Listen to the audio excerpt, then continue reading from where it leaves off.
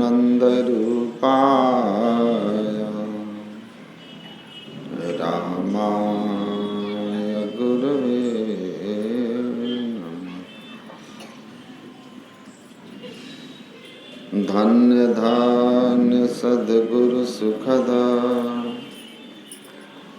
महिमा कहे न जाए। जो कुछ कहूँ तुम्हारी कृपा मोते कछु न बसा।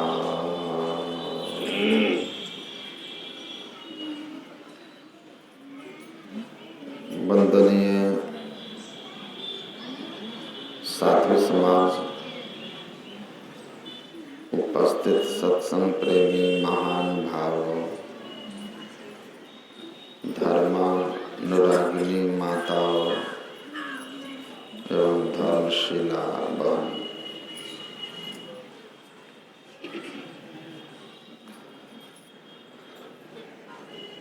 परमाराध्य की अहेतुकी कृपा से हम लोग आज यहाँ माननीय श्री वरुण बाबू के नवनिर्मित इस मकान के गृह प्रवेश के साथ साथ उनके छोटे पुत्र के विवाह के शुभ संपन्नता के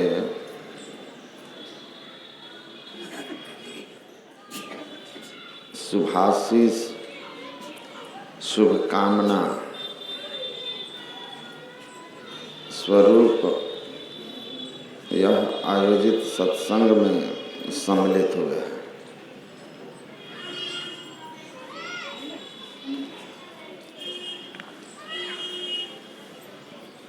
हमसे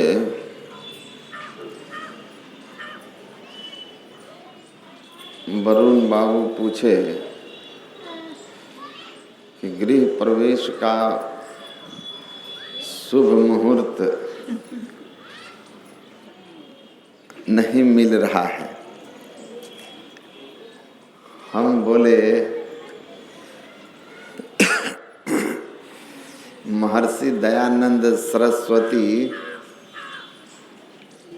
वेद के महान मनीषी माने जाते हैं। आधुनिक काल के सबसे बड़े ज्ञाता वेदों के शुभ दिन के बारे में उनका विचार है कि सारे दिन ईश्वर ने बनाए हैं, इसलिए सब दिन शुभ ही होता है। अशुभ तो केवल मनुष्य का कर्म होता है।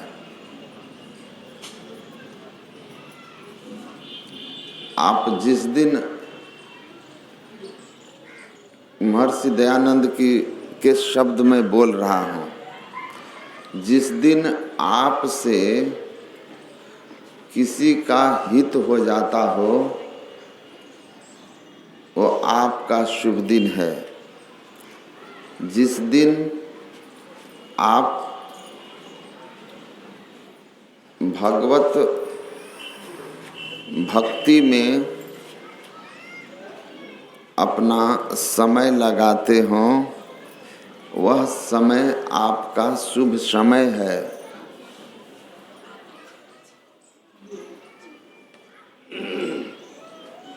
और जिस दिन आपसे किसी का अहित हो जाता हो,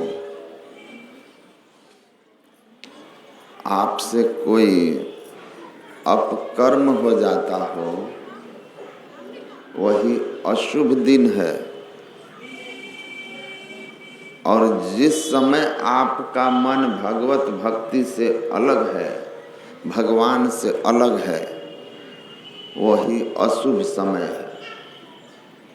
इसके अतिरिक्त शुभ और अशुभ समय कुछ नहीं है।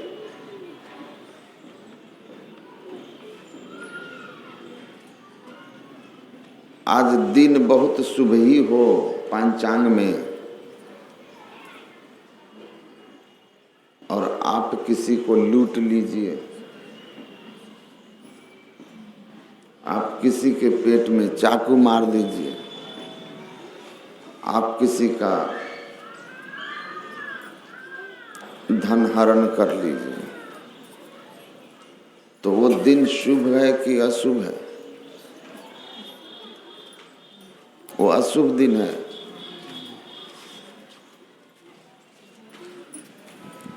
तो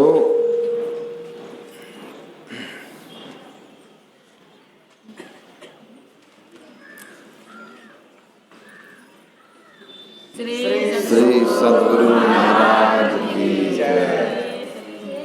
श्री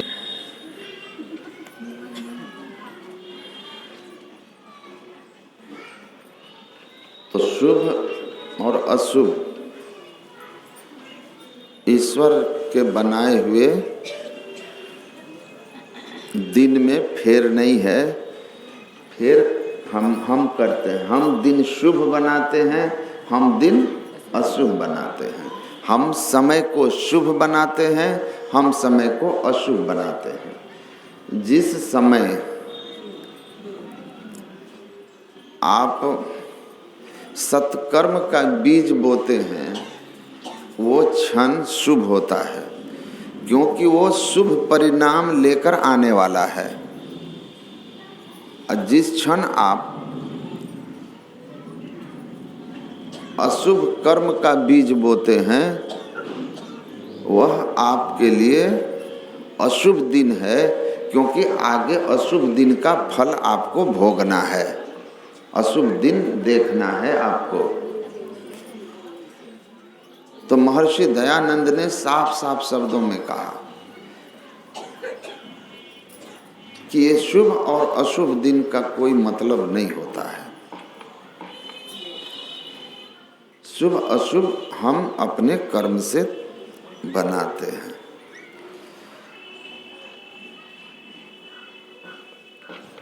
हनुमान जी क्या कहते हैं?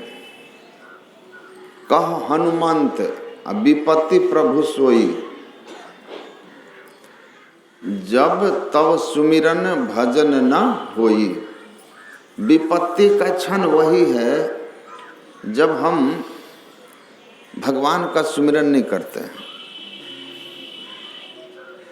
भगवान का स्मरण नहीं करते हैं, तो वो विपत्ति के क्षण हैं, नहीं तो संपत्ति के क्षण हैं।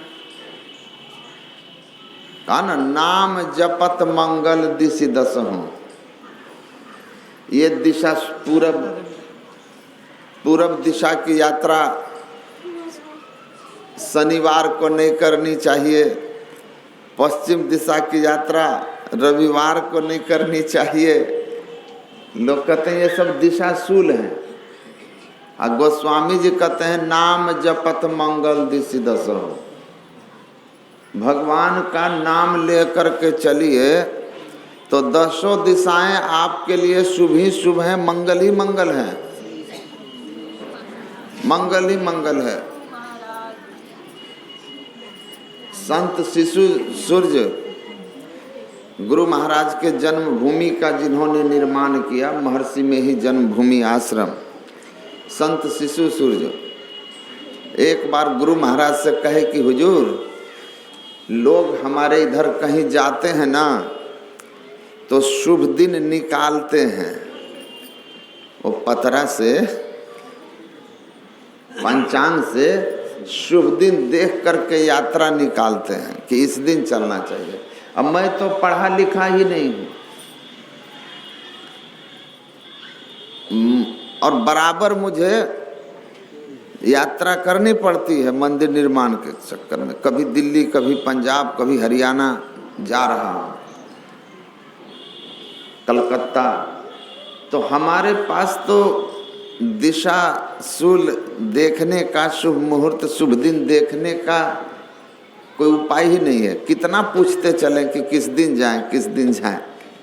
तो गुरु महाराज कहे कि सुनो, गुरु महाराज बहुत समन्वयकारी महात्मा थे, संत थे, महापुरुष थे, खंडन किसी का नहीं करते थे। लेकिन अपनी बात बड़ा आराम से कहते थे, बड़ा आराम से कहते थे। मैं अभी था वहाँ नरपतगंज के पास, एक आदमी हमसे कुछ सवाल लेकर के आए, बोले कि ये सही है कि नहीं। हम बोले हम वो नहीं जानते हैं, हमने आपको कह दिया 10 सिक्के पड़े हैं, मैं उठाकर एक सिक्का आपको कह दिया ये असली है। मैं आपको एक सिक्का उठा के कह देता हूं कि यही एक असली है, यही एक असली है। तो अब ये कहने की जरूरत है कि बाकी के 9 यहाँ नकली है। यही एक असली है, मतलब अब आगे तुम समझो ना, इतने बेवकूफ थोड़ी हो कि बाकी का अर्थ क्या है। तो बाकी के नकली हैं तुम अपने आप समझ लो। तो हमने उनको कहा, कर्मकांड पक्ष के संबंध में वो पूछ रहे थे, मोक्ष की चर्चा हो रही थी। तो मैंने कहा, उसी पर मैंने कहा कि भाई अंतर साधन ही मुक्ति का मार्ग है, जिसका हमारा शरीर ही प्रयोगशाला है। इस शरीर रूपी प्रयोगशाला में आप इड़ा पिंगला नामक 2 नाड़ियों को मिलान कर लीजिए, 10वां द्वार मोक्ष का द्वार सुषुम्ना मार्ग खुल जाएगा। यही मूल बात है। इसके बाद आपकी मर्जी, असली यही है, मोक्ष का यही मार्ग है। तो वो आकर पूछने लगे कि बाकी जो करते हैं लोग अनेक तरह के जब व्रत, मैं बोला मैं उनके बारे में आपको नहीं कह रहा हूं, मैं बस इतना कर रहा हूं कि यही मोक्ष का मार्ग है, मोक्ष का यही मार्ग है। नोकते सफेद सन्मुख झलके झला झली, असहरग में नजर थिर कर तज मन की चंचली। संतों ने कहा शांति की यही राह असली, अशांति को जो चाहता तज और जो नकली। तो शांति को जो चाहता तज और जो नकली, अशांत संतों ने कहा शांति की यही राह असली। शांति का असली राह यही है कि नोकते सफेद सन्मुख झलके झला झली, असहरग में नजर थिर कर तज मन की चंचली। सुषुम्ना में अपनी दृष्टि को स्थिर कर लीजिए, मन की चंचलता को खत्म कीजिए, अंतः प्रकाश होगा, अंतर्नाद मिलेगा, मोक्ष हो जाएगा। अब इसके बाद तज और जो नकली, तो नाम ले ले के कहना पड़ेगा कि यहाँ 2 रुपया का सिक्का भी नकली, 5 वाला भी नकली, 8 वाला भी नकली। अरे एक बार कह दिया बस यही एक सिक्का असली, बाकी जो बच गया नकली। तो समझ जाइए आप, कह करके अलग अलग क्यों गिनती करवाएं, असली बता दिया ना, नकली से क्या मतलब है। सब नकली है तो नकली जान के क्या करोगे, असली जान लो। सोनों को तो जान लीजिए, गहनों बर्बाद कीजिए। सोने की पहचान हो गई, हाँ भाई यही एक सोना है, बाकी सब नहीं है। तुमको सोना से मतलब है, सोना उठाओ निकल लो। अब कौन इसमें तांबा है, कौन गिल्लट है, कौन पीतल है, तुमको क्या आवश्यकता है। सोने की परख करो, निकल जाओ, क्यों समय बर्बाद कर रहे हो। इतनी छोटी सी जिंदगी है, इसमें एक तो क्या कहते हैं, इतने सारे झंझट हैं दुनिया के, इतने सारे उत्तरदायित्व हैं मनुष्य के, सामाजिक, पारिवारिक, अपना भी शरीर का।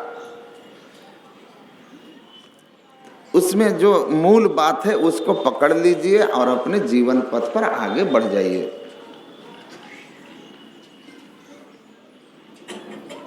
तो मूल बात को समझना है बस।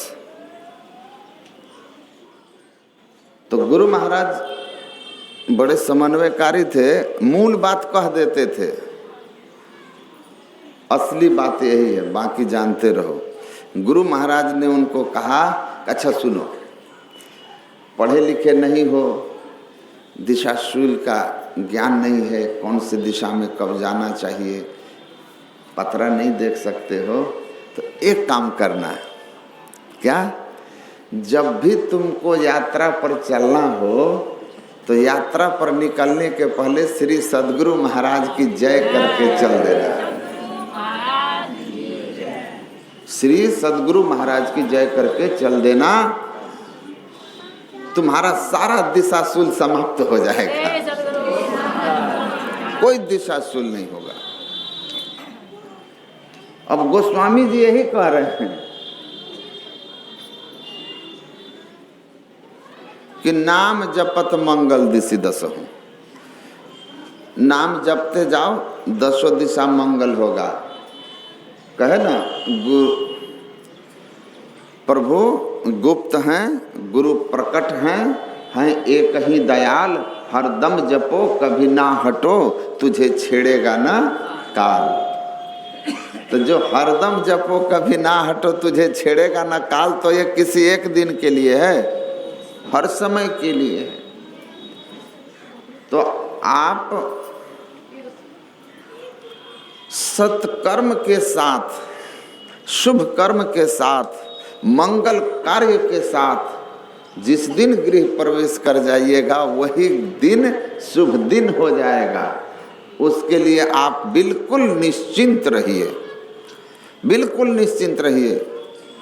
हमारा तो प्रैक्टिकल अनुभव है, हमारे रिलेशन में लगते हैं, मेरी माँ जी के मेरे भाई के लड़के मकान बना रहे थे, वो हमको फोन किए कि घर बनाएंगे, नींव डालेंगे, तो किस दिन डाल दें। हम बोले कि तुमको जिस दिन फुर्सत हो उसी दिन मंगल मूर्ति सतगुरु मिलवे सर्वाधार, अब मंगल में मंगल करन बिनवो बारंबार कह के नींव डाल दो, डाल दो नींव, वही शुभ हो जाएगा, वही शुभ दिन हो जाएगा। गुरु प्रसन्न हो जाएंगे तो सब प्रसन्न, सब प्रसन्न। माता पार्वती को भगवान शिव ने कहीं दिया था, शिवे रुष्टे गुरु त्राता गुरु रुष्टो न कश्चिन। शिव भी रुष्ट हो जाए ना, और गुरु प्रसन्न है तो शिव तुम्हारा कुछ नहीं बिगाड़, मैं उसका कुछ नहीं बिगाड़ सकता। भगवान शिव ने कहा था कि हे पार्वती, जिस भक्त पर गुरु प्रसन्न हो गए, अब मैं रुष्ट भी हो जाऊं तो मैं 3 लोक का संहार करता, शिव उसका कुछ नहीं कर सकता, लेकिन गुरु रुष्ट हो जाएंगे तो मैं भी नहीं बचा सकता। तो मैं बोला मंगल मूर्ति का नाम लेकर के और तुम उसको नींव डाल देना, मंगल में मंगल करण बिनो बारंबार। वो नींव डाल रहा था, बगल में एक वो भी परिचित ही थे, ब्राह्मण क्या ही मकान, ये जमीन था, तो वो बोलने लगा कि धरती सोई हुई है, और उस समय आप नींव डाल रहे हैं, आपके घर में 1000 विघ्न आएगा। ये हमको फोन किया कि बोल रहे हैं धरती सोई हुई है। हम बोले कि धरती तो लगातार चल रही है, सो जाती तो रुक जाती, धरती सो जाती तो रुक जाती ना, वो तो लगातार चल रही है, और इतना तेजी से चल रही है, 3 लाख किलोमीटर का इसका वाला स्पीड है कि आप एक बोलिएगा ये दिल्ली पार कर चुकी होगी, इतना स्पीड से चल रही है। सोती कब है पता नहीं हमको, अगर सोई होती तो 365 दिन में पूरा चक्कर कैसे लगा लेती है। तो हम बोले कि तुम चिंता मत करो, सोई है धरती की जगी है वो हम नहीं जानते, हम बस इतना जानते हैं कि जिस दिन तुम मंगल मूर्ति सतगुरु करके जो नींव डाल देगा उसका मंगल ही मंगल होगा। धरती सोई है जगी है उससे कोई मतलब नहीं है, कोई मतलब नहीं है, तुम डाल दो। कहा कि ठीक है, वो इसको भड़काते रहा, आइए अपना नींव डाल दिया, नींव डाल दिया। इसका मकान 7 महीने में बन करके गृह प्रवेश हो गया। मकान बन गया, गृह प्रवेश हो गया। 28 दिन बाद जो इसको कह रहा था धरती सोए हैं, शुभ मुहूर्त नहीं है, पंचांग देख करके बुला करके अब पूजा कर करके बढ़िया से शुभ मुहूर्त, नींव डालने का मुहूर्त, जगी हुई धरती वाला मुहूर्त में उसने ईंट डाला। और जब पहुंचा, क्या बोलते हैं उसको जो नीचे बांधते हैं, कुर्सी, कुर्सी पर पहुंचा तो जिससे जमीन खरीदा था उसका गोतिया केस कर दिया कि ये खेत जो है जिस खेसरा में है वो मेरा है, और जो रजिस्ट्री किया है वो कहीं और है, वो ये नहीं है। और केस लग गया, इनके जमीन पर स्टे ऑर्डर आ गया। मकान 4 साल तक ऐसे ही रहा। बेचारा आपस में मेल उल करके एक्स्ट्रा और 16 लाख रुपया दे के और तब अपना केस जमीन जो है उससे भी लिखवाया, और तब जा कर के इसका काम हुआ। तो वो जो मेरे भाई थे, वो जब भी उसको मिलता था कहे कि तुम ऐसा धरती को जगाया कि कुंभकर्ण हो गया जग करके। तो शुभ मुहूर्त क्या है? पलटू साहब कहते हैं, पूरब पुण्य प्रकट भये, सत्संग के बीच में आए पड़ी, सौभाग्य जगे जब संत मिले वे ही शुभ दिन वही शुभ घड़ी।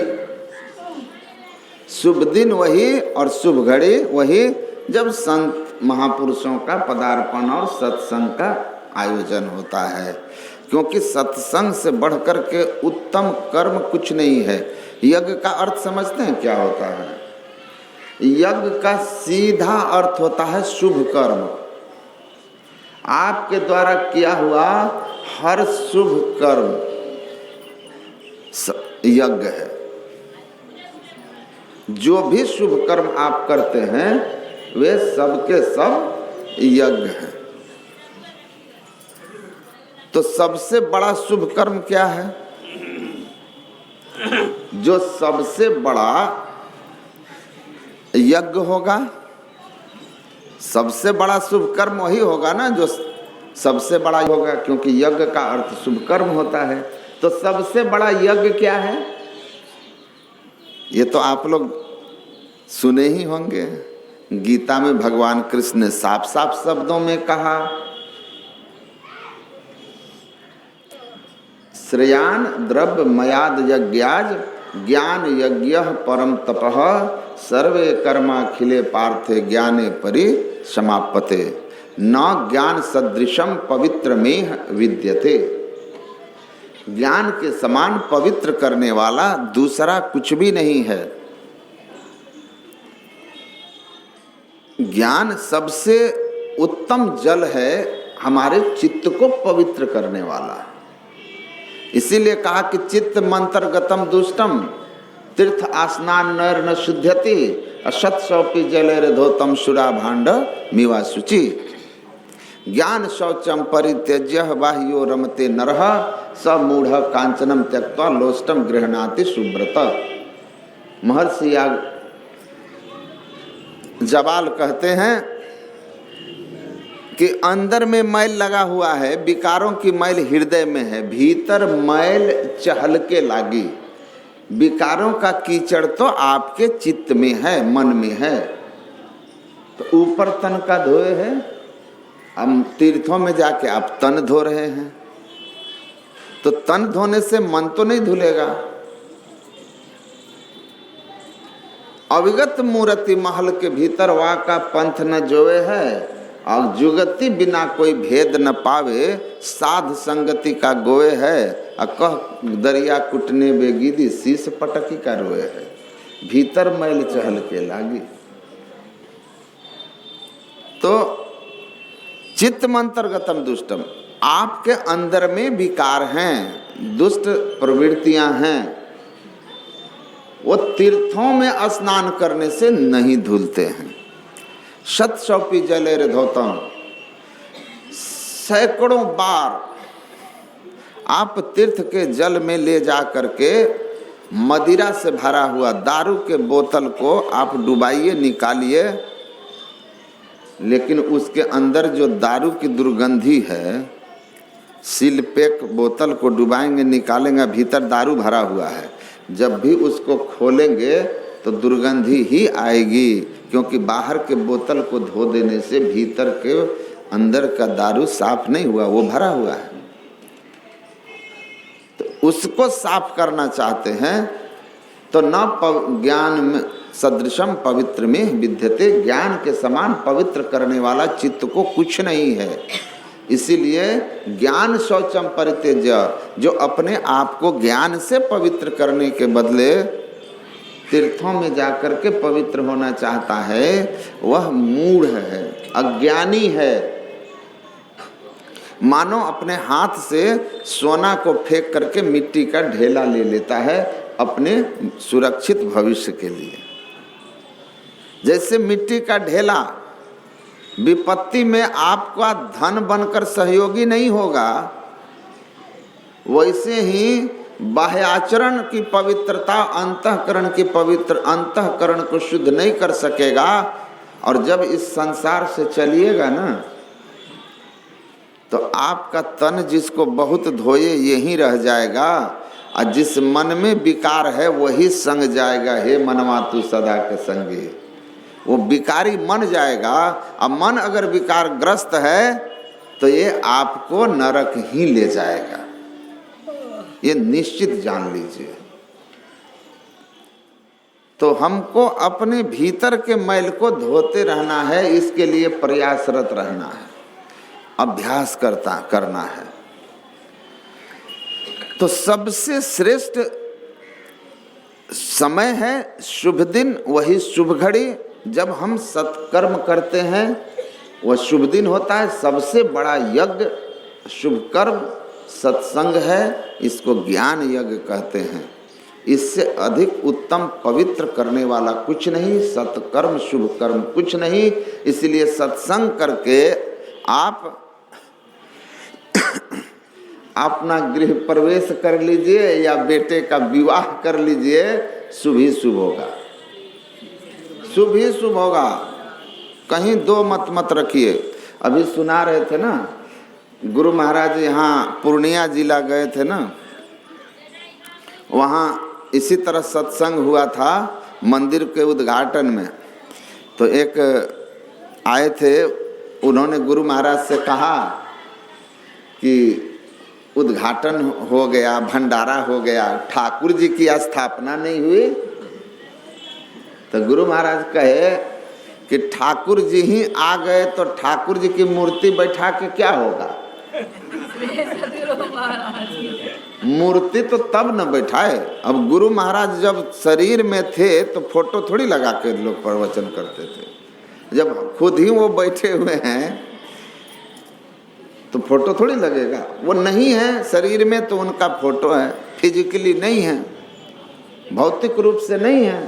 तो भौतिक एक सहारा आपने यहाँ रख दिया, और जब वो खुद ही थे तो क्यों लगाएंगे आप? क्यों लगाएंगे? यही एक महात्मा जी थे, हम भी गए थे, कबीर पंथ के महात्मा हैं, वो जा रहे थे वो उस पार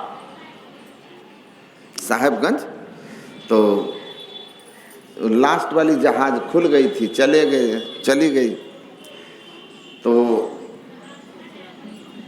अब रुकना था उनको, तो संजोग से हमारे गांव में उनके कुछ अनुयायी थे, तो वो लोग बोले, गए थे घाट लेकिन जहाज जा चुकी थी, तो वे लोग बोले कि महाराज जी अब तो सुबह 6 बजे है, तो चल के हम लोगों के यहाँ रहा जाए और थोड़ा रात्रि सत्संग भी हो जाए। तो कहा चलो।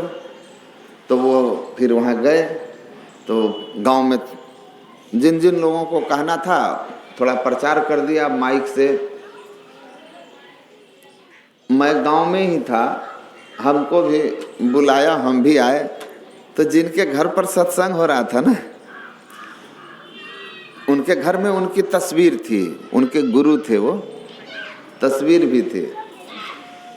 तो वो ऐसे चौकी पर बैठे हुए हैं और इधर जहाँ उनका तस्वीर रखा था ना, वहाँ तस्वीर रखा हुआ था। अब आदत होता है ना लोगों को, तो जिस घर में उनके घर के लोग आते थे ना, तो उसके पहले तस्वीर को प्रणाम करके तब इनको प्रणाम करने आते थे। तो हम 2 बार हंस दिए देख देख करके कि मरे ये तो यहीं बैठे हैं, तो तस्वीर को क्यों प्रणाम कर रहे हैं। साक्षात जब हैं ही, तो जब वो देखे कि हंस रहे हैं, तो तीसरा जब उसके तस्वीर को प्रणाम करने गए ना, तो कहते हैं, अरे सुनो इधर, वो किसका तस्वीर है? कहा कि आपका। तो जब हम यहाँ बैठे हैं तो उसको कौन से प्रणाम कर रहे हो? उसको क्या प्रणाम कर रहे हो? बेवकूफ कहीं का। ही महाराज जी हंस रहे हैं कि कबीर पंथ वाला कैसा बुद्धू है। तो प्रत्यक्ष है। गुरु महाराज कहते हैं कि जब ठाकुर जी ही आ गए तो मूर्ति स्थापित करने की क्या जरूरत है? कहा महाराज हम समझे नहीं। गुरु महाराज जी ने कहा कि गोस्वामी तुलसीदास जी को मानते हैं? कहा हम कैसे नहीं मानेंगे, महान पुरुष थे। उन्होंने लिखा है सत्संग जो है वो परमात्मा का निज अंग है। देहि सत्संग निज अंग श्री रंग भवभंग कारण शरण शोक हारी। कि परमात्मा का निज अंग सत्संग है। हे परमात्मा आप मुझे सत्संग दीजिए क्योंकि आपका निज अंग है। तो गुरु महाराज कहते हैं कि हम कुप्पा घाट से यहाँ आए तो हमारा अंग नहीं आया, और जब हमारा अंग आया तो हम नहीं आए। हम अंग के संग ही हैं ना, अंग संग हर वक्त रहता, तो हम अंग के संग ही हैं। जब अंग आया तो हम आ गए। वैसे सत्संग परमात्मा का निज अंग है। जब सत्संग आ गया तो परमात्मा आ गए, और जब परमात्मा आ गए तो फिर अलग से अब उनकी मूर्ति क्या स्थापित करते? तो सत्संग की बड़ी महिमा है। और ये हम लोगों की, हमारा सौभाग्य है कि हम लोग ऐसे ही शुभ क्षण में, ऐसे ही शुभ मुहूर्त में, ऐसे ही शुभ कर्म के लिए यहाँ बैठे हैं, उपस्थित हुए हैं, जिसमें इस घर का गृह प्रवेश है ना। और 17 तारीख को बेटे का विवाह है, मतलब 2 in 1। 2 in 1 सत्संग में 2 हो रहा है, 2 हो रहा है ना। अब पंडित जी होते हैं तो गृह प्रवेश का मंत्र का अलग दक्षिणा होता, अब विवाह का अलग दक्षिणा होता। लेकिन सत्संग से सब हो जाता है, इसीलिए एक ही में काम चल जाता है। इससे बढ़िया और फायदामंद क्या होगा? तो सत्संग से क्या क्या मिलता है आपने सुना भी। ये सुना रहे थे कि सुनि समुझहि जन मुदित मन मत जहि अति अनुराग लहहि 4 फल अछत तनु साधु समाज प्रयाग, है ना। तो जो लोग सुनने आए उनको ज्ञान लाभ होगा ना, ज्ञान लाभ होगा, लाभ है। जो सुना रहे हैं आप लोगों का दर्शन लाभ हो रहा है ना। आगे देख रहे हैं दक्षिणा का भी लाभ हो रहा है। अब घर वाले के लिए कितना शुभ है कि एक ही में गृह प्रवेश और बेटा का विवाह हो रहा है, तो उनका भी बचत है। आप देखिए हम लोग कितना बंधे हुए हैं कि लाखों रुपया लगा के मकान आप बनाए हैं, लेकिन आप इस मकान में घुसेंगे कब ये कोई और तय करेगा। मकान हम बनाए हैं पैसा हमारा लगा, कोई और बताएगा कि हम किस दिन घुसे? बंधन में है ना। बेटा आपका, बड़े मुश्किल से आपने उसका जन्म दिया, नाम रखने के लिए नामकरण का मुहूर्त कोई और निकालेगा। आप कितने बंधे हुए हो, कभी सोचे हो इस बात को कि आप जन्म तो लिए थे लेकिन इतने बांध कर रखे गए हो, मानसिक गुलाम हैं, मानसिक रूप से गुलाम हैं। हर एक चीज आपकी किसी और से, जन्म से लेकर के जिस दिन माँ के गर्भ में आता है ना बालक, कहते हैं गर्भाधान संस्कार, और तब से लेकर के मरणोपरांत अंतिम संस्कार तक आप किसी के हाथों अपनी स्वतंत्रता बेचे हुए हैं, और वो स्वतंत्रता आपको नहीं दिखाई देती, वो मानसिक स्वतंत्रता है। इस तरह से बांध कर रखा गया आपको, आप हिल नहीं सकते हैं। जन्म लेने वाला एक आदमी आदमी नहीं होता, किसी के लिए वो एक इनकम का स्रोत होता है कि जन्म लेगा तो नामकरण करेंगे, छठी करेंगे, क्या क्या करेंगे, और हर यज्ञोपवीत स्कूल जाने का, उसके बाद विवाह का लगन निकालेंगे, विवाह कराएंगे, मतलब अंतिम तक। अब मरने के बाद बरखी करा करके तब तक दम नहीं छोड़ेंगे आपका। आप पूरे के पूरे एक सोर्स ऑफ इनकम होते हैं। ये मानसिक गुलामी है। भगवान का नाम लेकर के कभी भी किसी भी क्षण आप किसी का नाम रख दीजिए, शुभ ही शुभ होगा। और क्या है, संस्कार अच्छा डाल दीजिएगा बच्चे में, रावण भी राम रख दिया कोई तो राम के लक्षण उसमें प्रकट हो जाएंगे। अब कुसंग में जाकर के कुछ भी नाम रख दीजिए, उसके संस्कार रावण वाले हो जाएंगे। सबसे मूल बात यही है, मूल बात यही है कि आप इस सत्संग में सद्ज्ञान को सीखने आए, जो मूल चीज है। तो हम अपने संस्कारों को कहते हैं कि भीतर मैल चहल के लागी, आपके अंतःकरण में जो विकारों की मैल है उस मैल को धोना है आपको। ये सत्संग यही है, बिनु सत्संग विवेक न होई, राम कृपा बिनु सुलभ न सोई। बिना सत्संग के विवेक नहीं होता, राम की कृपा के बिना ये मिलता नहीं है। आप सोच लीजिए कबीर साहब ने कितना उत्तम बात कहा, मुनि वशिष्ठ से पंडित ज्ञानी शोध के लगन धरी। लगन तो शोध के ही रखा था, और दशरथ जी को बुलाकर कहा कि कल का जो मुहूर्त है इस कल्प का सबसे शुभ मुहूर्त है। ऐसा मुहूर्त फिर राज्याभिषेक का नहीं आएगा। आप राम को युवराज घोषित कर दीजिए, राजगद्दी का पर बैठाइए, ऐसा शुभ मुहूर्त फिर नहीं आने वाला। मुहूर्त कल्प का सबसे शुभ मुहूर्त है, कल का मुहूर्त। शोध के लगन धरी, सीता हरण मरण दशरथ को वन में विपत पड़ी, कर्म गति टारे नाही टरी। जब महर्षि वशिष्ठ का शोधा हुआ लगन पत्री फेल हो गया तो और किसका पास होगा?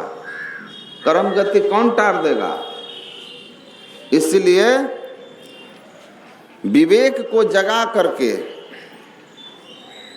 और जो सहज हो, सुविधा हो, वो कीजिए।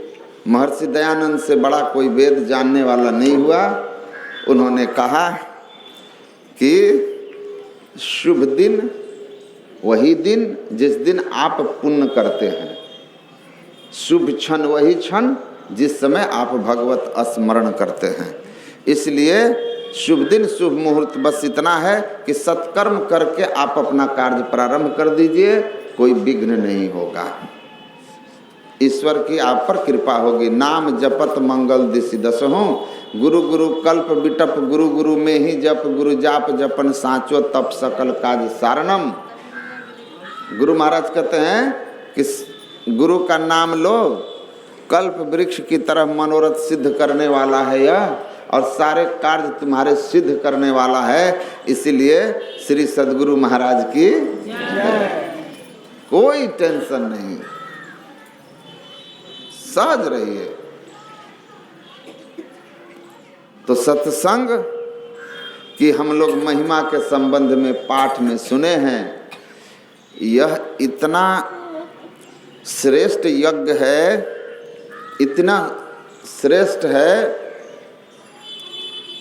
कि इस ज्ञान में, इस यज्ञ में जो अपने आप को जोड़ लेता है, जो इस सत्संग से अपने को लगा के रखता है,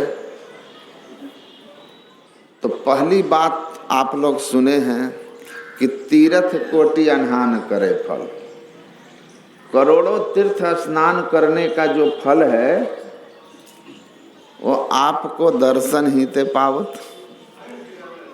दूसरी बात कि सत्संग से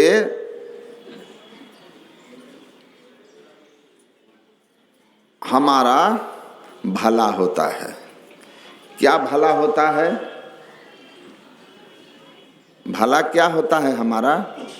कि हम जिस जगत में हैं, इस जगत को कहते हैं यह संसार कांटे की बाड़ी, उलझी पुलझी मरी जाना है। ये कांटे की बाड़ी है संसार। जब फंस जाइएगा ना कंटीली झाड़ियों में, आप लोग तो शहर के हैं, जो गांव के दीरा में घूमे होंगे उनको पता होगा। एक बार कंटीली झाड़ी में फंस जाता है ना धोती वगैरह, तो इधर छोड़ाइएगा इधर लगेगा, इधर छोड़ाइएगा इधर लगेगा।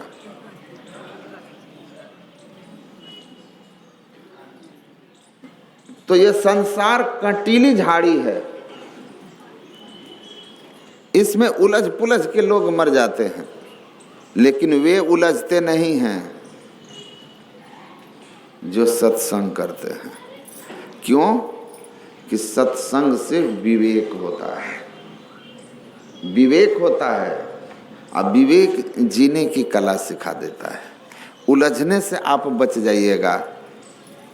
रामकृष्ण परमहंस कहते थे ना कि हाथ में पहले क्या लगा लो?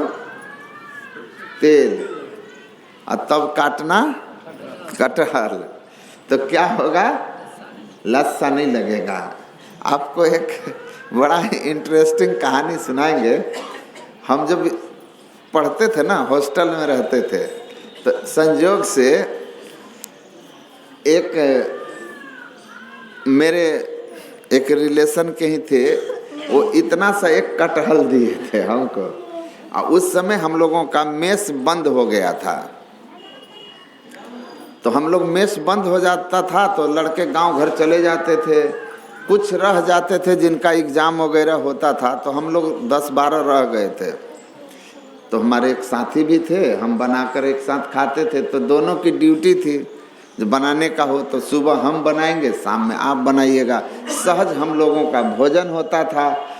दिन में खिचड़ी चोखा, कभी कभी भात दाल सब्जी, रात में रोटी सब्जी। तो कटहल दिए, रात में कटहल बनाने की उसकी बारी थी। हम बोले कि कटहल आपको बनाने आता है ना? तो बोला आता तो है भाई, लेकिन इसमें बड़ा लट्ठा लगता है। तो हम बोले कि बनाए हैं कभी? तो नहीं, बनाए तो नहीं हैं, लेकिन जानते हैं, देखे हैं कैसे बनाता है लोग।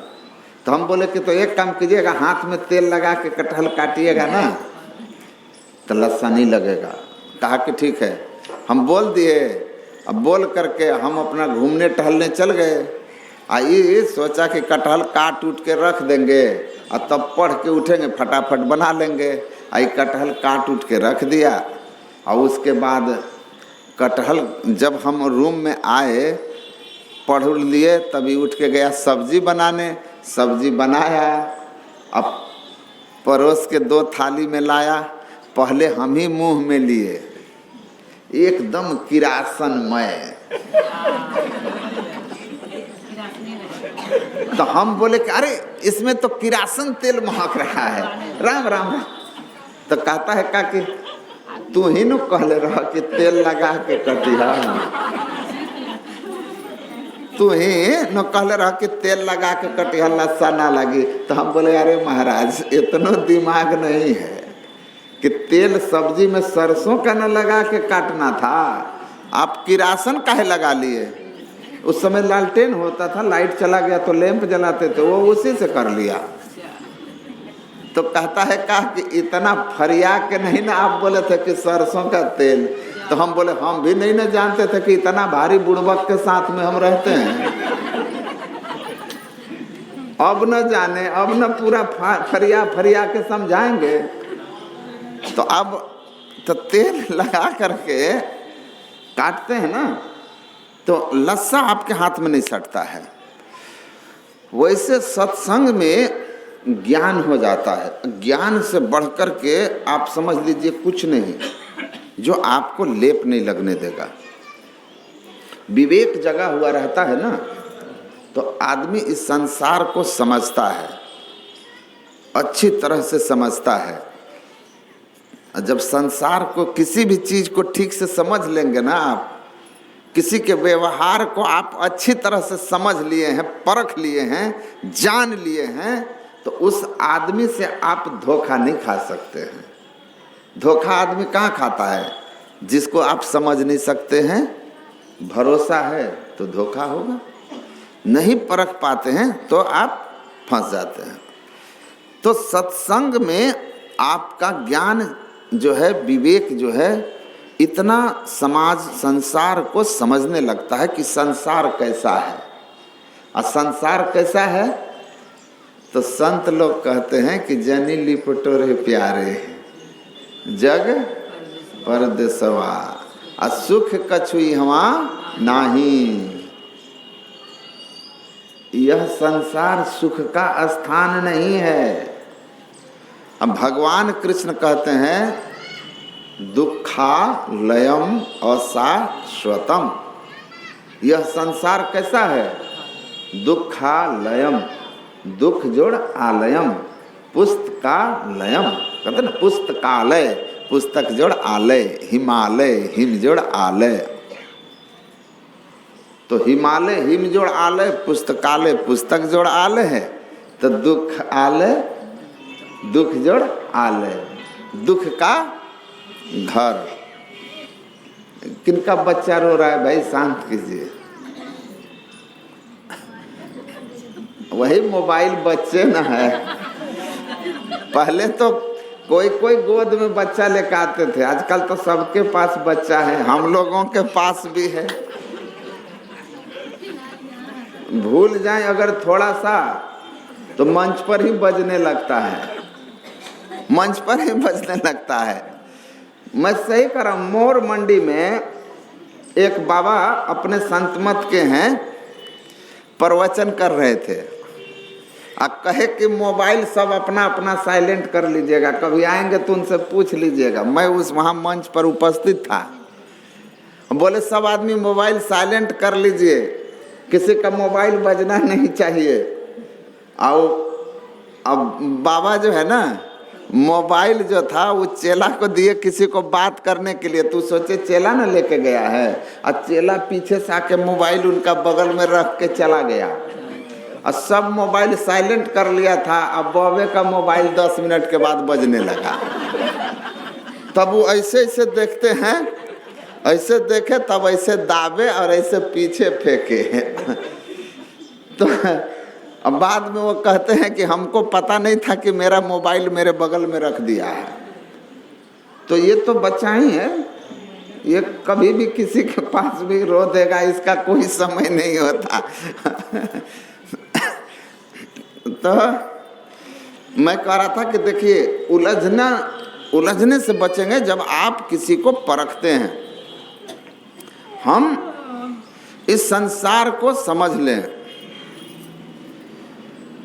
गुरु महाराज कहते हैं ना भयो जग काहू को, कितनों को अपनों कियो। यह संसार किसी का नहीं हुआ। कितना भी कोई अपना बनाने का प्रयास किया संसार किसी का नहीं हुआ। तो ये संसार कांटे की बाड़ी, उलझ पुलझ मर जाना है। यह संसार कांटों की बाड़ी की तरह उलझाने वाला है। यह संसार जग परदेसवा परदेश है। मन परदेसी रे यह नहीं अपना देश। यह संसार कांटों की बाड़ी अब परदेश है, अपना देश नहीं है। यहाँ कुछ सुख नहीं है। दुखालयम अशाश्वतम, भगवान कहते हैं दुख का घर है और अशाश्वत मतलब स्थिर नहीं है। संसरति सम्यक रीत्या इति संसारः, जो एक निश्चित नियम से बदल रहा हो, परिवर्तित सतत होते जा रहा हो, उसको संसार कहते हैं। तो बदलाव संसार में नियम है, उलझना संसार में नियम है। परदेश हमारा यह है, हमारा देश नहीं है। और ना भय जग काहू को, गुरु महाराज कहते हैं किसी का होता नहीं है। सहजो तज भज हरि नाम को, तजो जगत सोने, अपनों तो कोई है नहीं, अपनों सगी न दे। यही कहे गुरुदेव जी, यही पुकारे संत, सहजो तजिया जगत को, तो ही तजेगा अंत। ये आपको एक दिन छोड़ेगा, धोखा दे देगा, ये धोखा दे देगा। तो संसार के स्वरूप को ठीक ठीक समझना चाहिए। अपना नहीं है, दुख का घर है। जब जानेंगे दुख का घर है और उसमें प्रवेश कर रहे हैं तो क्या मिलेगा आपको? दुख मिलेगा। माइंड मेकअप है। जिसका पहले से माइंड मेकअप है कि दुख के घर में जा रहे हैं, यहाँ दुख होने वाला है, तो उसको दुख के लिए तैयार है। वो तैयार है। वो जो तैयार हो के रहता है कि दुख हमको आना है, तो वो घबराएगा नहीं। आप देखते हैं आदमी को, किसी को आप बहाल करती है गवर्नमेंट, डॉक्टर बना दिया, उसको हॉस्पिटल में भेज दिया, उसकी पोस्टिंग हो गई डॉक्टर के रूप में। उसका माइंड मेकअप है ना कि हमको रोगी आएगा, रोगी से हमको जूझना है, हा? उसको पहले से पता था कि हमारे पास कोरोना के रोगी आएंगे, हम उसको जांचेंगे। मौत का भय उसको भी था, लेकिन उसका माइंड मेकअप था, तो वो अच्छी तरह से तैयार होकर पहले से बैठा था, क्योंकि उसको फेस करना था कोरोना वालों को। उसको पता था कि ये हम डॉक्टर हैं, हॉस्पिटल में बीमार ऐसे आएंगे जिससे संक्रमण बढ़ सकता है। तो वो आदमी पहले से उस रोगी का सामना करने के लिए, संपर्क में आने से अपने आप को, उसका इलाज करते हुए अपने को बचाने के लिए व्यवस्था करके था। और हम और आपके बगल में उस समय कोई अपरिचित बैठता था तो कैसा लगता था? और उस समय तो इतना बढ़िया जब व्यवस्था हो गया था कि आपको अगर अड़सा हो रहा हो ना बैठने में, तो कुछ नहीं करना है, 2-4 बार खांस दीजिए धीरे से, जगह खाली होगा। आगे पीछे बाएं दाएं ऊपर नीचे अन्य सब साफ, सब भाग जाएंगे आपको, सब भाग जाएगा। एक लड़का अपने पिताजी को कहा कि स्कूल खुल रहा है लेकिन हम स्कूल नहीं जाएंगे। उसके पिताजी बोले कि तुम कैसे नहीं जाएगा, हम तुमको पकड़ के ले जाएंगे, स्कूल खुल गया है, कैसे नहीं जाओगे? तो नहीं, अभी हम कुछ दिन और खेलेंगे। कहा कि तुम अब नहीं खेल सकते, स्कूल खुल गया, तुमको स्कूल चलना पड़ेगा। कहा ठीक है, ले चलो, नहीं मानोगे तो ले चलो ना स्कूल। कहा कि क्या करोगे जाकर? कहा जा करके मास्टर के आगे करके छी छी, 3-4 बार शिक्षक के आगे जाए छीके कि 14 दिन फिर क्वारंटीन करेगा, हमको घर में रहेंगे, ले चलो। तो आप समझिए, आपको पहले से तैयार है कि हमको इस चीज से फेस करना है। ट्रेनिंग करा करके और तब अपॉइंटमेंट कर दिया जाता है, वो आदमी मानसिक रूप से तैयार रहता है कि हमको इस समस्या से जूझना है, तो घबराता नहीं है, घबराता नहीं है, समस्या का सामना करता है हंसते मुस्कुराते, उसको जीवन का अंग समझकर।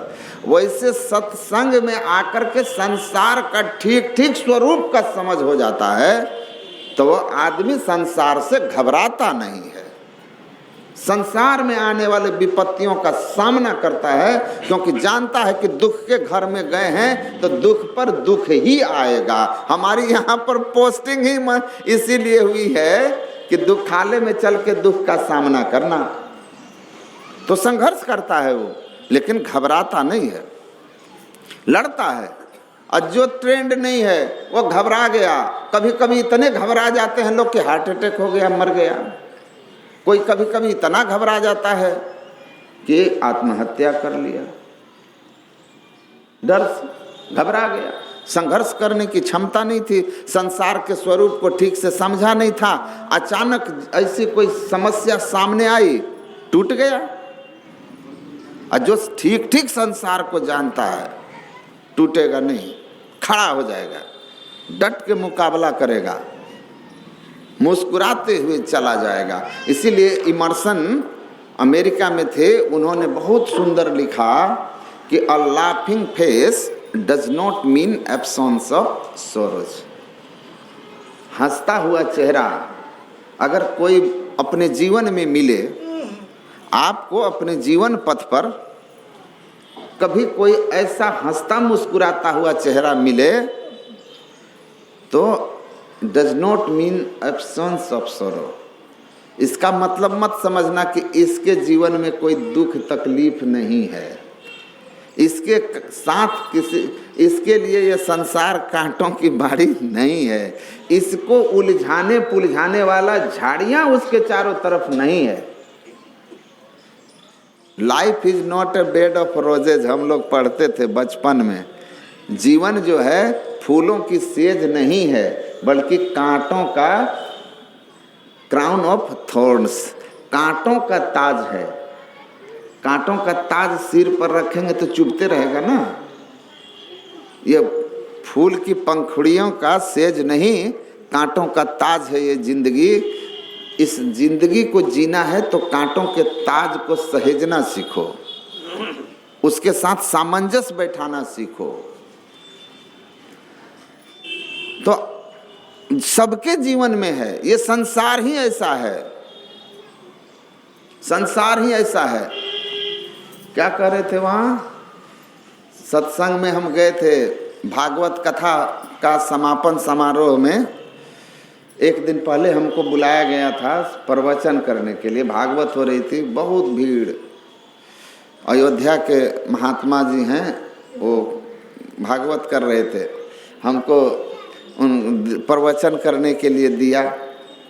अयोध्या से आए थे, वहाँ कुछ सत्संगी लोग थे, महात्मा जी भी हमसे संपर्क में थे। तो आइए महाराज जी, बहुत रिक्वेस्ट किया लोग, तो हम भी गए। तो सत्संग वगैरह हमको भी बोलने के लिए दिया, तो बोलने के लिए दिया तो हम बोले। रात में 1.5 घंटा प्रवचन किए, लास्ट में लगभग 10:30 बजे तक। उसके बाद सुबह जो है 18 लोग दीक्षित हो गए संत मत में। अब तो आप समझते ही हैं। तो महात्मा जी जो है बड़े प्यार से बोलते बोलते दूसरे दिन बोले कि 7 दिनों तक हम लोगों को सत्संग सुनाकर बैठा करके खेत तैयार करके रखा था, महाराज जी आए और अपना गंभीर ज्ञान का बीज डाल करके फसल काट ले गए, फसल काट ले गए। तो बड़ा सुंदर वो सुना रहे थे कि देखिए दुनिया कैसी है। एक महात्मा दाढ़ी वाले बैठे थे, तो कहते हैं ये दाढ़ी बढ़ा के बैठे हैं, तो लोग कहेंगे कि देख लीजिए दाढ़ी बढ़ा लिए हैं, दाढ़ी बढ़ा लिए हैं। ये लाल कपड़ा में एक बैठे थे, तो कहते हैं इनको अब लोग कहेंगे कि मन ना रंगावे रंगावे जो कि कपड़ा। है ना। और मेरी तरफ हाथ करके कहे कि अब इनको देख के लोग बोलेंगे कि महात्मा है तो हीरो के तरह क्यों ये पहनावा ओढ़ावा रखता है, क्यों सेव करके रहता है। अब वो अपने लिए बोलते हैं कि देखिए हम अपने घर चले गए, पिताजी बीमार थे, तो जब घर नहीं गए तो लोग कहता था कि क्या बेटा है, माँ बाप पाल पोस के बड़ा किया, पढ़ाया लिखाया, तो अयोध्या के कुटिया में जाकर अपने राम राज भोग रहा है, और यहाँ बूढ़ा माँ बाप पड़ा हुआ है और कह रहा है कि अब आ गए और घर पर रह गए 10-15 दिन कि बाबूजी माँ को थोड़ा सेवा हुआ कर दें हम अपने हाथ से। तो गांव का लोग कहता है कि काहे ला संन्यास लिया है ये, जब घरे में रहेगा। तो कहता है कि बगल के 2-3 को महिला कह रही है देखिए ना देखिए बहुत पैसा कमा लिया, कहीं अब ब्याह करने का बात करेगा। तो बोलते हैं कि हम चले गए तो कहता था लोग कि माँ बाप जो है पढ़ाया लिखाया तो इसको घर में रहकर शादी ब्याह करता, कमाता, इनकी सेवा करता, उसके लिए निंदा। और लौट के आ गए तो कि बीमार है थोड़ा सेवा हुआ कर दें तो कहना चाहिए कि भाई साधु भी बन गया तो बीमार माता पिता के सेवा करने के लिए आ गया। तो कहता है लोग काहे के लिए संन्यास लिया है, तो कोई कहता है कि देखिए कहीं विवाह करने के फेरा में तो नहीं है। तो ये संसार है, यहाँ हर जगह कांटा की बाड़ी है, हर जगह आपको उलझाने की कोशिश किया जाएगा। लेकिन जो अपने को जानते हैं कि संसार ऐसा ही है तो वो संसार में फंसते नहीं हैं। तो कहते हैं कि हंसता हुआ चेहरा का मतलब मत समझना कि उसके जीवन में कहीं कांटा, उसे आपके ही केवल संसार में कांटे हैं, उसके भी संसार में कांटे हैं आप ही की तरह। फर्क इतना है कि he is having technique how to handle them, उसके पास युक्ति है, वो युक्ति जानता है, वो ट्रेंड है, उसने ट्रेनिंग ली है कि समस्याएं आएगी तो उसको हमको किस तरह से हैंडल करना है, उसका क्या समाधान करना है, उस समय हमको किस तरह रिएक्ट करना है, हमको पता है, तो हम तैयार हैं। जो ट्रेंड नहीं हुए हैं वो तो उनका रिएक्शन सही नहीं होगा, वो फंस जाएंगे, उलझते जाएंगे। तो ये जो सत्संग है ये ज्ञान यज्ञ, विवेक पाठ में सुना कि 60 सुधरहि सत्संगति पाई, पारस परस कुधातु सुहाई, बिनु सत्संग विवेक न होई, राम कृपा बिनु सुलभ न सोई। तो यहाँ जो उलझने वाले लोग हैं ना छोटी छोटी बातों पर, 60 होते हैं, वो अज्ञानी वही हैं। आप जा रहे हैं, हमारे एक साथ में जब ये था उस समय ये भी था लेकिन ड्राइवर कोई और था, वैशाली से हम लोग जा रहे थे सत्संग करके छपरा, सुबह सुबह निकले थे, गर्मी का दिन। तो 4-5 कुत्ता जो है, आप तो जानते हैं गाड़ी पर कुत्ता बेमतलब के दौड़ता है ना, बेमतलब का। वो हाथी चले बाजार, कुत्ता भूखे हजार। हमको समझ में नहीं आता कि कुत्ता क्यों भूखता है, हाथी बाजार पे चलता है तो उसका रास्ता तो नहीं रोकता है। तो एक दिन एक महात्मा जी सुना रहे थे कि देखो हाथी जो चलता है ना तो पीछे से कुत्ते भौंकते रहते हैं। तो कुत्ता क्यों भौंकते हैं? हाथी तो उनका कुछ नहीं बिगाड़ रहा। तो अगर कुत्ता से तुम पूछो कि तुम क्यों भौंक रहे हो, हाथी तो अपनी मस्ती में जा रहा है चुपचाप, तो कुत्ता यही कहेगा कि हाथी को लोग गणेश भगवान मानते हैं। देखिएगा बहुत लोग हाथी को देख करके हाथ जोड़ लेंगे। तो कुत्ता यही कहेगा कि हमको हाथी से दिक्कत नहीं है, ये हाथी के स्वागत में ये लोग जो हाथ जोड़ के खड़े हैं इससे हमको ईर्ष्या हो रही है, हम इसलिए भाग रहे हैं, हम इसलिए भौंक रहे हैं। तो अब उसका कोई इलाज नहीं है। तो देखिए वो कुत्ता अपने दौड़ रहा है गाड़ी पर, तेजी से दौड़ने लगा कुत्ता, तो हम जो है ना ये अपने गाड़ी का स्पीड तेज कर दिया, कुत्ता पीछे रह गया, निकल गया। जब हम लोग पहुंचे हाजीपुर, अब वहाँ रेलवे क्रॉसिंग बंद था तो सब लोग खड़े, हम लोग भी खड़े। उसके बाद ट्रेन पास की, गेट खुला तो हम लोग धीरे धीरे बढ़ रहे थे, तो 3-4 लड़का जा रहा था, लोग पढ़ने वाला, पैदल हाथ में कॉपी लिए, कॉलेज जा रहा होगा या सुबह सुबह तो ट्यूशन ही जा रहा होगा, ट्यूशन पढ़ने जा रहा होगा। तो हम लोगों पे नज़र पड़ी, तो वो भी लाल कपड़ा पहनता है जो गाड़ी चला रहा था, हम भी आगे बैठे हुए थे, तो देखा लोग, तो उधर से कमेंट किया, बोला कि देखो आसाराम का गोतिया सब जा रहा है, आसाराम बापू का गोतिया सब जा रहा है। तो जैसे बोला ना आसाराम का गोतिया जा रहा है, तो गाड़ी तो बढ़ रही थी, ये जो था मुंह घुमा करके कुछ बोलना चाहा, अब शब्द ही बोलता, नवजुवक था, अब शब्द ही बोलता। आसाराम कहा था तो गुस्सा के मुंह पीछे किया, ऐसे बाहर किया बोलने के लिए। तो हम ऑटोमेटिक शीशा आजकल तो है, तो हम इस तरह से शीशा ऊपर खींच दिए, बंद हो गया, शीशा ऊपर कर दिए, उसकी आवाज बाहर नहीं जा सकी। अंदर का एसी चला दिए, थोड़ी देर में गाड़ी धीरे धीरे पास कर गई, लड़के पीछे छूट गए, फिर हमारी कार तेज हो गई, हम निकल गए। तब हम अपने उस ड्राइवर को बोले कि अच्छा एक बात बताओ, तुम मुंह निकाल करके उन लोगों को क्या जवाब देता? कहा कि वो हैं, आपको देख करके बोल दिया आसाराम का गोतिया, हम लोगों को देख के आसाराम का गोतिया बोला तो हम उसको छोड़ देते क्या? हम बोले तुम भी कुछ उल्टा ही कहता। तो हाँ, तो फिर गाड़ी आवत एक है, उल्टी होत अनेक, अकह कबीर मत उलीटिए, वही एक के एक जीवन जीने की तरीका है। मौन हो जाइए, सामने वाला आग हो जाए तो अवधू पानी हो ही रही है, आप शांत रहिए, सहज रहिए, तो नहीं उलझिएगा। और नहीं तो उधर से वो बोला, आप इधर से बोले, आपकी एनर्जी फालतू का जो है विवाद में नष्ट हो जाएगा। जीवन के अनमोल क्षण, सांस सांस में नाम सुमर ले अवधि घटे तन की। तो क्या नाम सुमरन कीजिएगा, लड़ाई झगड़ा कीजिएगा, और उसके बाद आंख बंद करके जब बैठिएगा, क्या क्या आएगा? वही आएगा। जितना किए हैं ना सब फिल्म घूमेगा।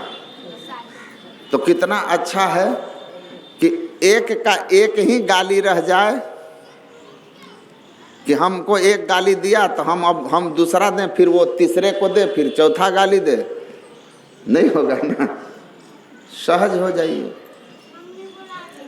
शांत हो जाइए। तो हम उसको बोले कि तुम देखो, अभी पीछे जब हम लोग थे, अब कुत्ता जो है गाड़ी पर दौड़ा भौंकते हुए, तो वो भी तो बेवजह दौड़ा था। कुत्तों का भी तो हम लोग कुछ नहीं बिगाड़े थे, उसकी बपौती सड़क पर तो हम लोग नहीं जा रहे थे, तो कुत्ता क्यों दौड़ा? कुत्ता क्यों दौड़ा? तो कुत्ता तो ऐसे दौड़ता है।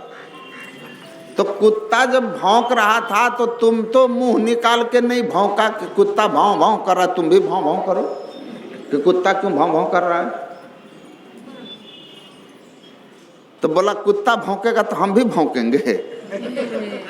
तो हम बोले कि जैसे कुत्ता भौंक रहा था, तुम नहीं भौंका कि कुत्ता है भौंकने दो, अपनी गाड़ी की चाल तेज कर ली। वैसे ही जैसे ये लोग आसाराम का गोतिया बोल ही दिया, तो ये लोग भी कुत्ता ही थे आदमी के भेष में, ये भी कुत्ता ही थे। तुमको इन कुत्तों के भौंकने पर भी भौं भौं नहीं करना था। अपना गाड़ी का स्पीड बढ़ा लो, बंद कर लो शीशा, एसी चला लो, भौंकने दो, जब भौंकत है तो भौंकन दे, संसार भौंक रहा है, उसको भौंकने दो।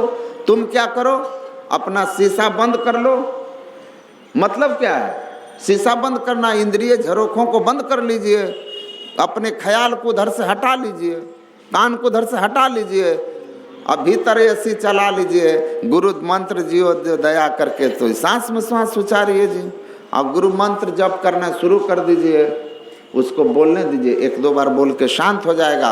और जप करने से उसके बातों का आपके हृदय पर लेप नहीं लगेगा, क्योंकि नाम जप करते रहने से चित्त में समझिए कि तेल लग रहा है, लस्सा सटने वाला नहीं है, और ये सरसों का तेल है, किरासन वाला नहीं है।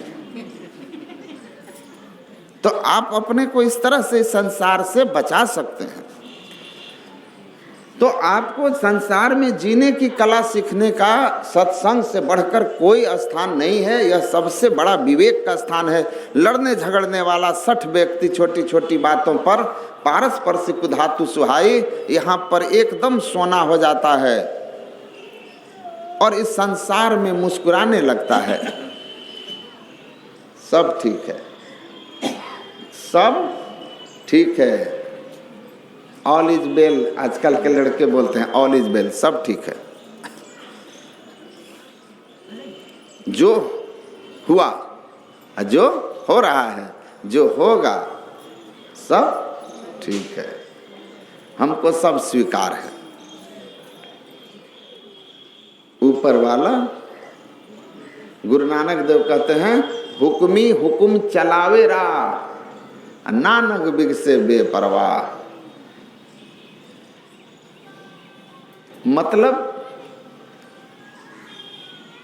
परमात्मा की मर्जी से सब कुछ हो रहा है, जो चाहेंगे वही होगा, जो तुम चाहिए हो ही सोई, सब कुछ तुम्हारे हाथ।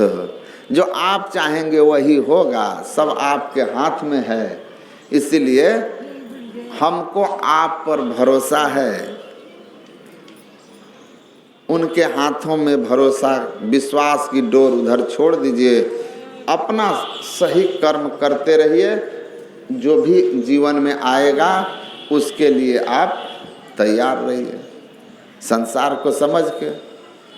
तो जो ईश्वर से अपना नाता जोड़ लेता है, सद्गुरु से अपना नाता जोड़ लेता है, संसार में आने वाली विपत्तियों के लिए पूरा ट्रेंड रहता है, वो पूरा ट्रेंड है, बिल्कुल नहीं घबराएगा। उसके पास मजबूत होगा वो। और आप देखेंगे कि जैसे ही ईश्वर के भरोसे हो गए, गुरु महाराज के भरोसे आप अपने को करके और संसार के कर्म में लग जाइएगा, तो आपका काम भी बनेगा, तेरा कार सरे सारा। नित्पत्ति सत्संग कर ले प्यारा, और तेरा कार सरे सारा। कितनों कोई उलझाते रहेगा, आप उन उलझनों से बच बच के आगे बढ़ते रहिएगा।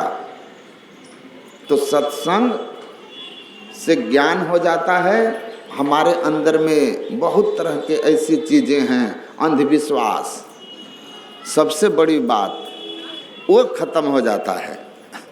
अंधविश्वास से ऊपर आप उठिए, पहले अंधविश्वासों को छोड़िए, उसके बाद आप धर्म के ठीक स्वरूप को समझिए। इतने असली बात है कि हमारे जीवन का जो जिस क्षण हम किसी के हित में आते हैं, किसी का भला करते हैं, वही शुभ घड़ी। जिस दिन करते हैं वही शुभ दिन। जिस दिन किसी का हम बुरा करते हैं वही हमारे लिए अशुभ दिन। जिस क्षण बुरा करते हैं वही अशुभ क्षण। क्योंकि कर बुरा होए बुरा, और कर भला होए भला। तो भलाई जब किए हैं तो बुरा कैसे होगा? बोया पेड़ बबूल का आम कहाँ से है? जिस क्षण हमने आम का बीज लगा दिया है, वो आम के फल के लेकर आएगा। बबूल का हमने बीज बोया है तो बबूल कांटे लेकर आएगा। तो असली चीज है कि कर्म हमारा शुभ सही होना चाहिए। सत्संग से ही विवेक होता है कि कर्म की गति अच्छी, कर्म सबसे बड़ी चीज है। और हम सत्कर्म करते रहें, शुभ कर्म करें और साथ ही साथ सत्कर्मी बन करके भगवत भक्ति करें और संसार हमारा जो है परमात्मा की कृपा, गुरु की कृपा से चलता रहेगा और शुभ शुभ ही चलेगा। विपत्ति आएगी, ये सबको आता है, दुख सबके जीवन में आएगा, लेकिन जो साधन भजन करने वाले होते हैं उन पर ज़्यादा चोट नहीं पहुंचा पाता है, उन पर ज़्यादा चोट नहीं पहुंचता है, क्योंकि देह धरे का दंड या सब काहू को होए, ज्ञानी भुगते ज्ञान से अज्ञानी भुगते रोए।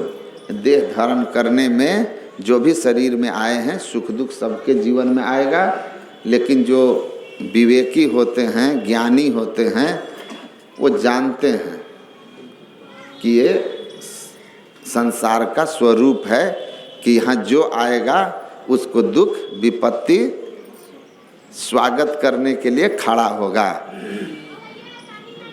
तो पहले से जानता है, इसीलिए वो सहज भाव में कि यहाँ सब कोई इस तरह से रहे हैं, हमारे जीवन में भी आया। हम राम से बड़े नहीं हैं, कृष्ण से बड़े नहीं हैं, हम माता सीता से बड़े नहीं हैं, है ना। आपको आश्चर्य लगेगा, मैं सत्संग करने गया था घोघा के पास, घोघा सत्संग करने गए थे, वहाँ प्रवचन हम कर रहे थे, तो हम बस एक उदाहरण दे रहे थे, प्राय आप लोगों को भी कभी कभी सुनाया ही होगा कि देखिए माता सीता, संसार कैसा है, सीता जगत जननी थी, अवतरित होती हैं और ये अवतार भी लेती हैं, तो किसी गरीब घर में नहीं लेती हैं। महाराजा जनक जैसे प्रसिद्ध राजा, आत्मज्ञानी राजा के यहाँ वो बेटी बनती हैं, जैसे भी जाती हैं बेटी जनक की बनती हैं, और विवाह होता है तो भगवान राम से होता है ना। कोई इंजीनियर डॉक्टर से तो नहीं किए थे जनक जी। दामाद उनका कैसा था, सिंगल पीस। ये प्रकृति द्वय उत्पत्ति लय होए प्रभु की मौज से। जिस परमात्मा की एक मौज से यह सृष्टि बनती है और नष्ट होती है, उसी परमात्मा के लिए लिखा है भगत हेतु भगवान प्रभु राम धरे तन भोग। वो परमात्मा ही राम बन करके दशरथ जी के पुत्र बने। और राजा दशरथ कैसे राजा थे, सुरपति बसे बाहुबल जाके, नृप सकल रहई रुख ताके। सुरपति जिनके बाहुबल पर बसते हैं और सारे राजा जिनके सामने हाथ जोड़ करके खड़े रहते हैं, ऐसे महाराज दशरथ उनके ससुर थे।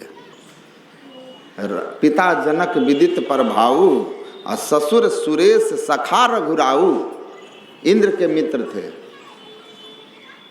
रामचंद्र पति सो वैदेही अश्वत मही विधि बामन के ही।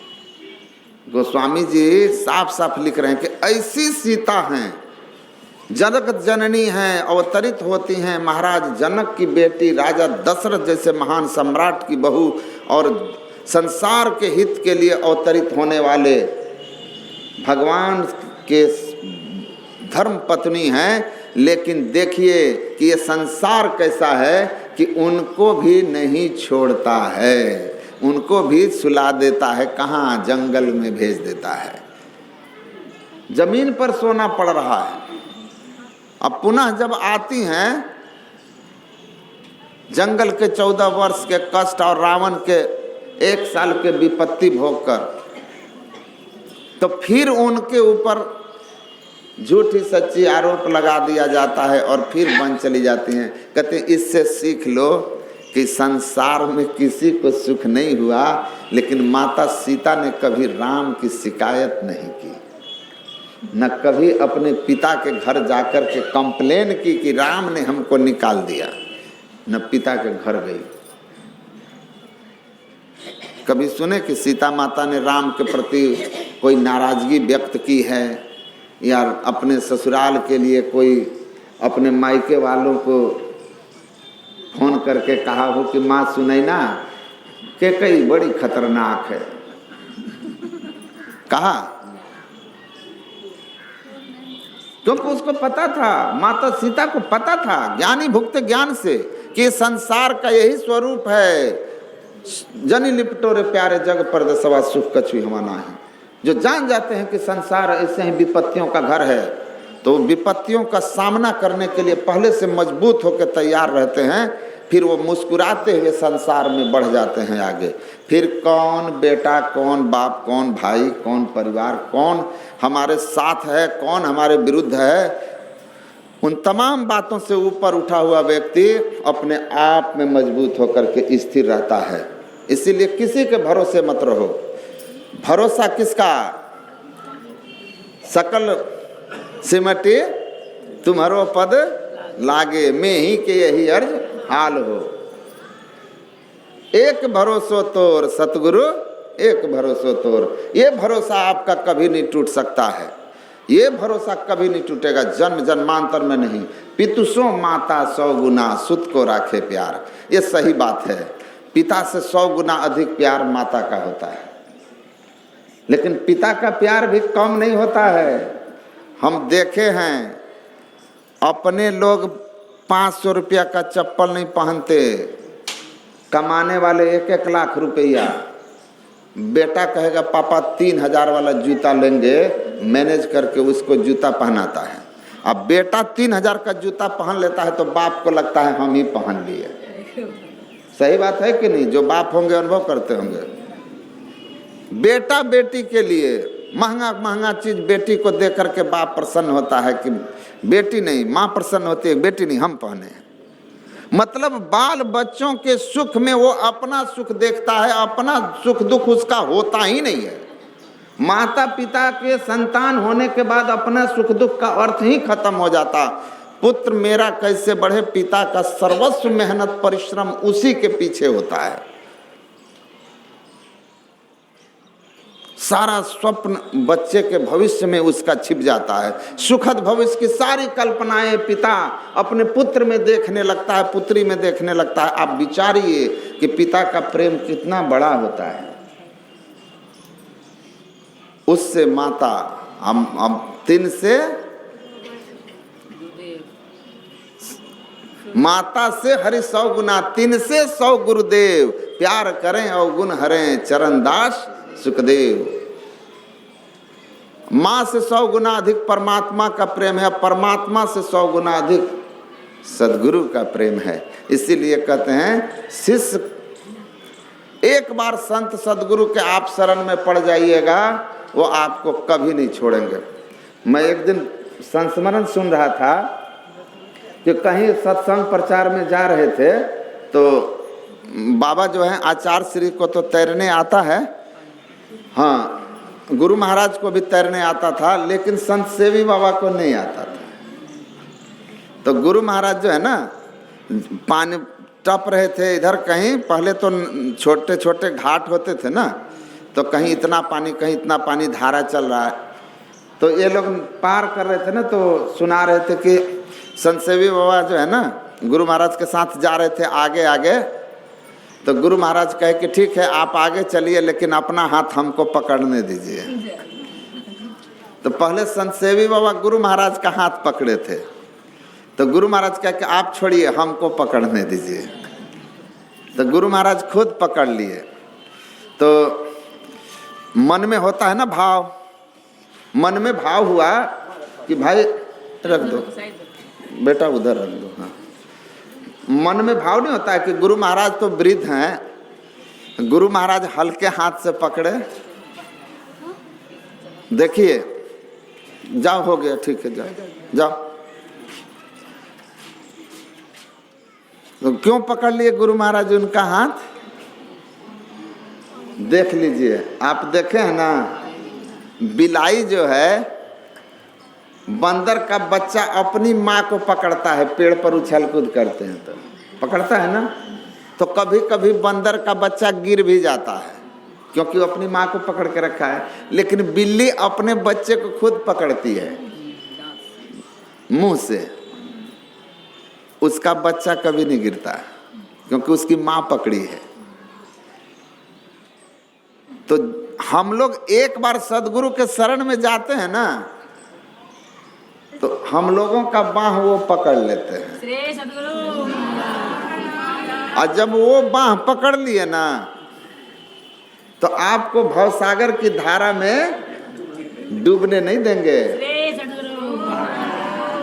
गुरु महाराज का पकड़ने का ही भाव था कि तुम डूबने लगोगे, तैरने नहीं जानते हो, तो उस समय डर से हाथ छोड़ सकते हो, लेकिन हम पकड़ लिए हैं ना, तो हम तैरने न जानते हैं,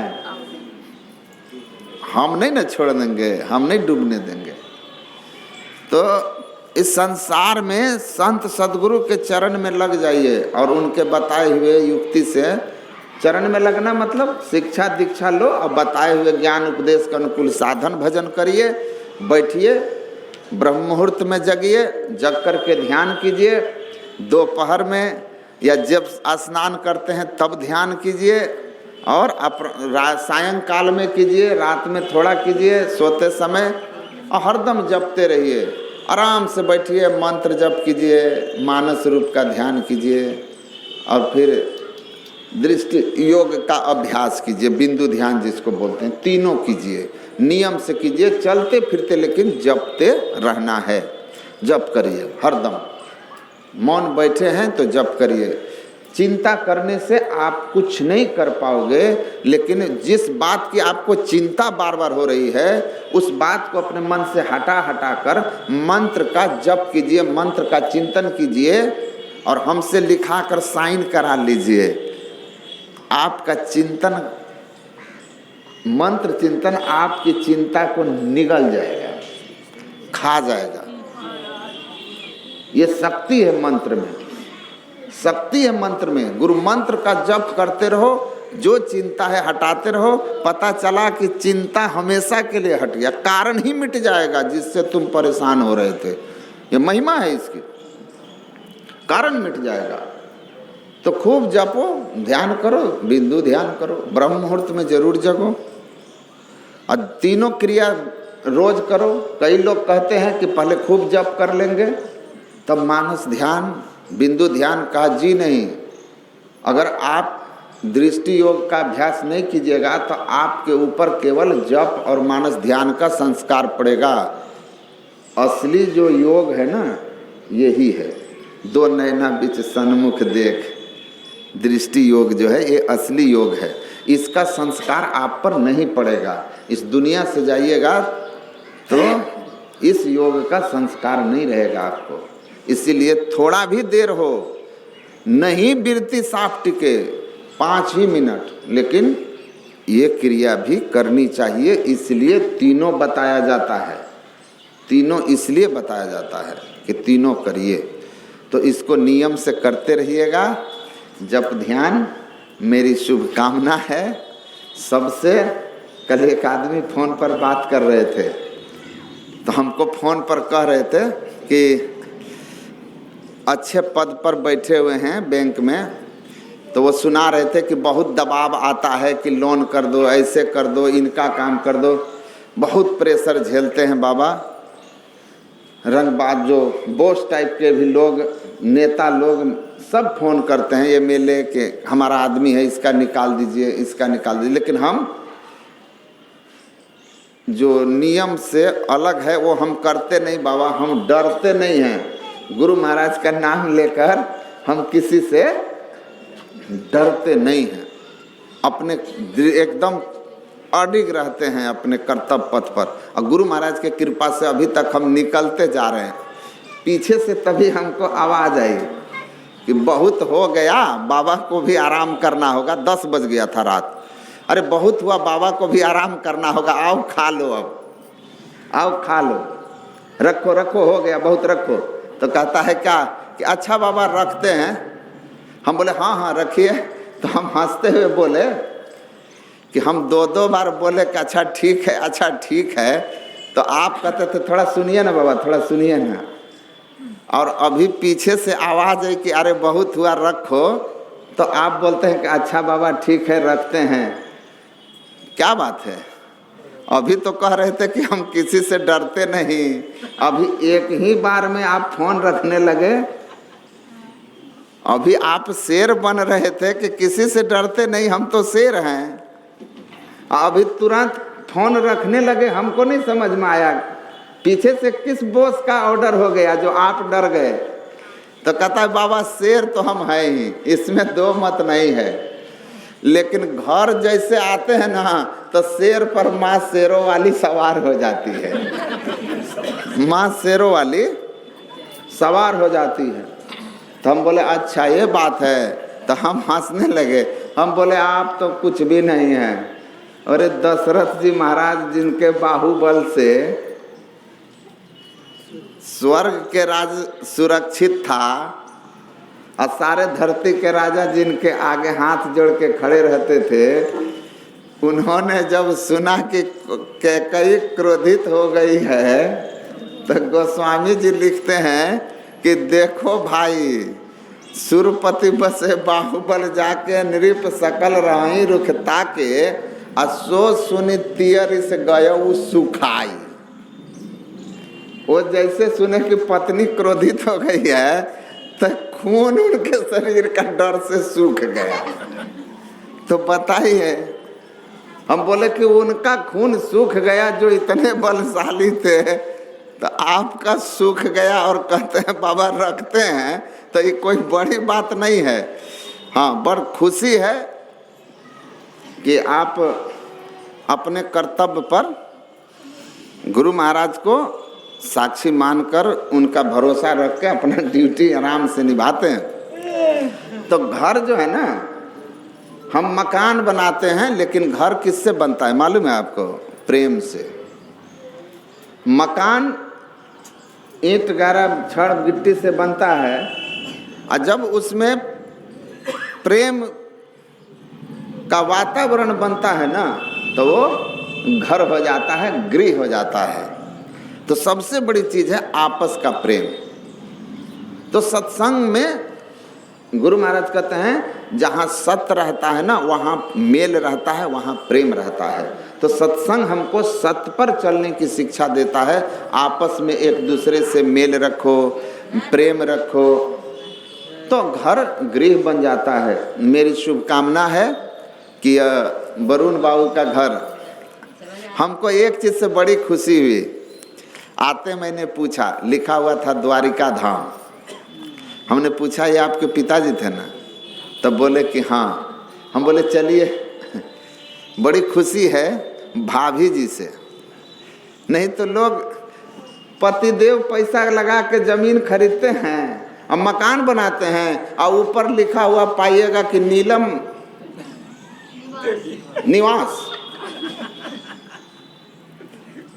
न ठीक है, नीलम आवास, बस जो सारा कोई और लगाया, आप अकेले अपना नाम का मोहर मार दिए।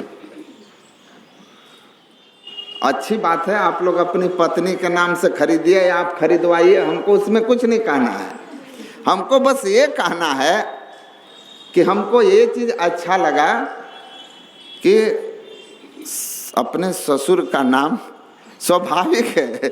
अब वरुण भैया तो अब क्या है, अब वो जाने और वो लोग जाने, लेकिन ससुर जी के नाम से हो, पिताजी के नाम से द्वारिका धाम, कितना अच्छा नाम लगता है ना।